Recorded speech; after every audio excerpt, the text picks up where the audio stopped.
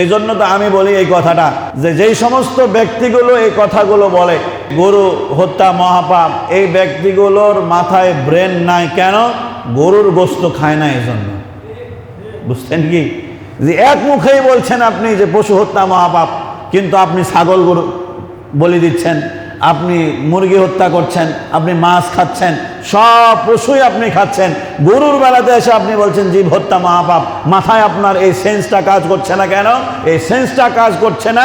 গরুর গোশত খাওয়ার পরে যে ভিটামিন থাকে, এই ভিটামিনটা আপনার শরীরে নাই, এই জন্য আপনার সেন্স কাজ করছে না। কথা ঠিক কিনা? যেমন এখানে রবি ভাই আছে, ইঞ্জিন চালানোর জন্য, মোটর সাইকেলের ইঞ্জিনের জন্য মোবিল লাগে, সেখানে আর ডিজেল ঢাললে হয় না। তো এক এক মেশিনের এক এক কাজ। আমাদের দেহে যে পার্টস রয়েছে, এই পার্টসগুলোতে বিভিন্ন ভিটামিনের বিভিন্ন কাজ হয়।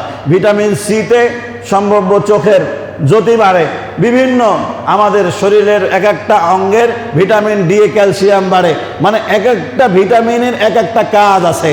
তো এই মস্তিষ্কের ওই জায়গায় একটা কাজ আছে, যে জায়গায় আপনি সবভাবে চিন্তা করতে পারবেন।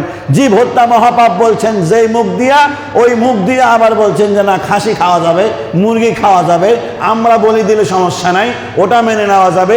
আপনার মাথায় ঢুকছে না। তার মানে গরুর গোশত খাওয়ার পরে যে ভিটামিনটা আসে, এই ভিটামিনটা আপনার দেহে নাই, এই জন্য আপনার এই পাঁচটা কাজ করে না, যার কারণে আপনি বলেন গো হত্যা মহাপাপ। কথা ঠিক কিনা? আল্লাহ রাব্বুল আলামিন আমাদেরকে সঠিক বোঝ দান করে, সকলে বলছি আমিন।